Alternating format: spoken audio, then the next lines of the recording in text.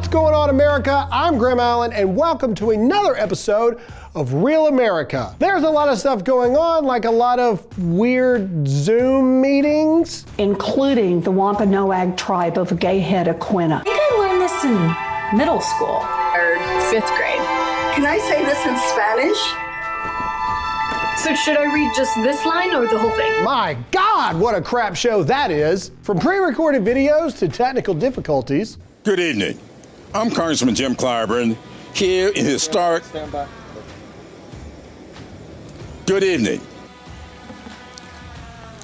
Hello, America. To complete BS lying to the public, the Zoom meetings had this gem at the end.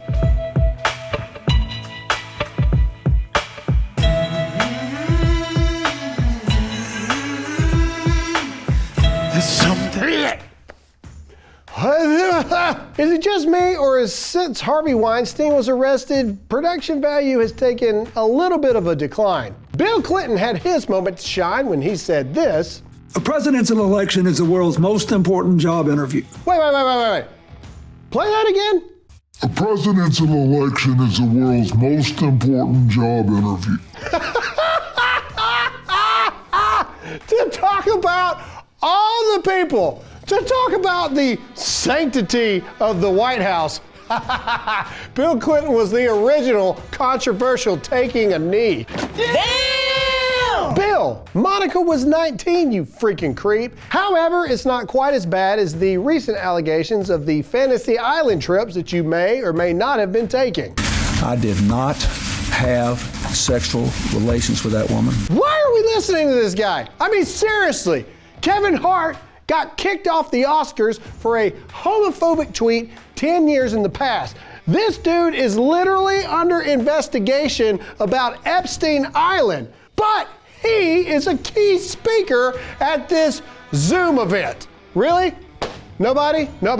Just me? I'm the crazy one, it's just me? Then George Floyd's family came out to say this in what looked like a hostage situation. There's no way this guy wanted to say this. People of all races, all ages, all genders, all backgrounds, peacefully protesting in the name of love and unity. That's right. George Floyd represented love. George Floyd represented peace. And we are so proud and we are so happy that so many millions of people around the world, in solidarity of that love and that peace, have decided to peacefully protest in a peacefully protestable way that can only be perceived as peacefully and protestable, because protestable peacefully is peacefully protestable, the only way to be peacefully protestedly received. This first segment, we are focusing on Governor Andrew Cuomo, who has just announced that he penned a deal for his new book against the battle against COVID-19 titled American Crisis. No, do not adjust your screens. This is not a joke or a gaffe of any kind. This is real life. Is this real life? COVID-19 apparently is still in full force. I mean, people can't go outside without wearing Darth Vader masks. We can't go to gyms, we can't open our jobs, we can't do what we want, how we want. The movie theater looks like an abandoned mansion from some kind of horror movie. Yet Governor Cuomo somehow has become the angel in the regard to figuring out how to defeat COVID-19. Even in New York, you were responsible for the most deaths. A third of those were from nursing homes, which 100% is your fault. What can we do to fix it? Dale, honey, are you okay? Why are you calling him honey?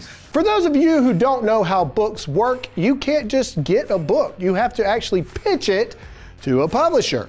This means that during the height of the pandemic, let's just give him 3 months. Literally, when everyone on the streets of New York were apparently dying, Andrew Cuomo was pitching a book to a publisher saying something like this. I'm kind of a big deal. Really? People know me. That's right, America. While you couldn't go to work and while the country was going trillions of dollars in debt, Andrew Cuomo was pitching an idea of a book that he thinks is gonna sell and make him a lot of money. But we are capitalists here at Real America at the end of the day, so we figured we'd help with a couple of slightly different title ideas. Nipple rings in nursing homes. COVID and me. New York state of emergency. Grandma got run over by Corona. Oh, Fauci, where art thou? I did it. And last but not least, they were old anyways. Our next segment brings us back to our old pal AOC talking about the post office. Would you guys be down and excited if I set up a national progressive pen pal program? That's right. Let's revitalize the post office by bringing us back liberal pen pals. I mean, the post office is great if you're living in the 1800s. Should we start faxing each other to save the faxing industry? Maybe we should bring back the age-old art of bleeding yourself out to save modern medicine. Damn it, man, I'm a doctor, not a torpedo technician. It's called texting and emailing. In fact, it's been around for so long that most teenagers don't know how to do anything else. Yet the left is relying on the post office to help them with voter fraud. Yet pictures have surfaced of taking away the blue post office bins, and the left is up in arms. Just so you know though, Obama got rid of over 14,000 of them. They get old, they rust. This is not a conspiracy, it's simply moving the world around. Here is a very sad pic of AOC crying as we put bins in cages. As Obama said, FedEx and UPS are doing just fine. It's the post office that seems to always have the problems. If you think about it, UPS and FedEx are doing just fine. It's the post office that's always having problems. That's right, the Messiah of mankind said it himself. Recently, protesters met in person to protest voting in person.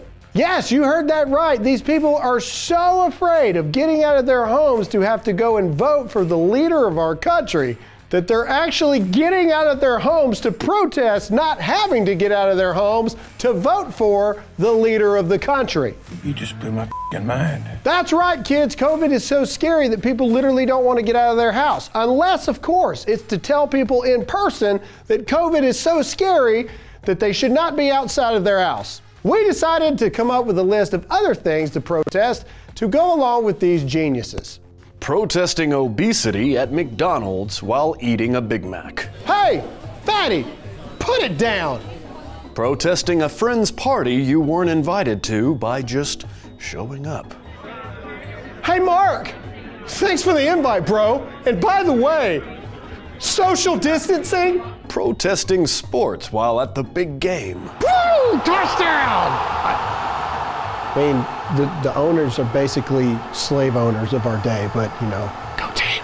Protesting social media by making a social media protest post. I'm making a post right now about protesting social media because it is taking over our lives. And last but not least, protesting against capitalism while taking a selfie. I totally agree with AOC. The world doesn't need millionaires or billionaires. Selfie in the new house. Living in the greatest country on earth affords you the right to protest. Unfortunately, that also means that a lot of people are morons. That's all we have for this episode of Real America. We hope you enjoyed it. Make sure to follow us on Facebook and YouTube. As always, I'm Graham Allen, and for those who can't, I'll say it for you.